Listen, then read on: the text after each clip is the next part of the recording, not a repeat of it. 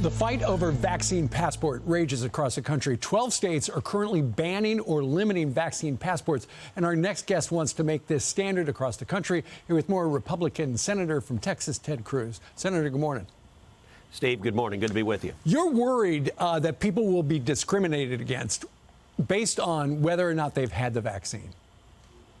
Look, that's exactly right. Listen, I think vaccines are terrific. I've had the vaccine myself. I think it's given us a lot of freedom. But I think there's a real potential for government overreach, and I don't believe anyone should be forced to take the vaccine. It should be your personal choice. You should make the choice based on your health, based on the decisions you want.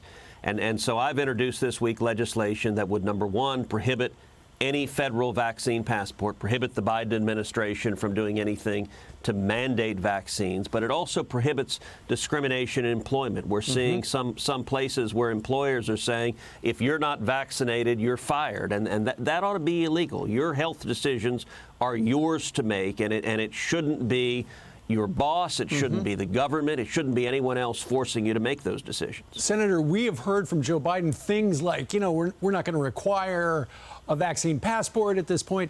Is this something that could actually wind up passing with bipartisan support?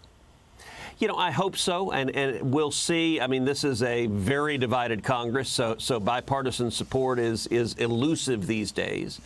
But Joe Biden has said the federal government is not going to require a vaccine passport. And so if he believes that, if Democrats believe that, they ought to be able to support this bill. This bill builds on existing civil rights laws, and it simply adds your health decision of whether or not to get this vaccine to the protected classes that cannot be discriminated against. Right. It also ensures privacy. It ensures that your medical privacy is protected, that you can't be forced to disclose information against your will.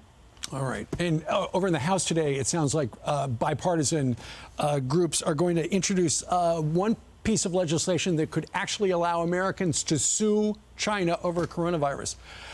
Any chance that's going to get traction in the Senate? At least so far, Senate Democrats have been very reluctant to hold China to account for its role in the spread of COVID-19. We know the Chinese government was directly culpable for the cover-up, for silencing the initial outbreak.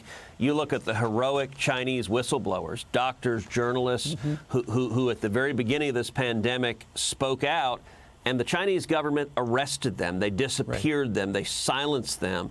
And that played a major role in the spread of this pandemic globally. We now are seeing more and more people acknowledging what I have been saying for over a year, that the preponderance of the evidence suggests that this virus escaped, likely accidentally, from a Chinese government lab in Wuhan. When I began saying this back in March and April of last year, I do a podcast every week called Verdict with Ted Cruz, and we did multiple podcasts walking through the evidence.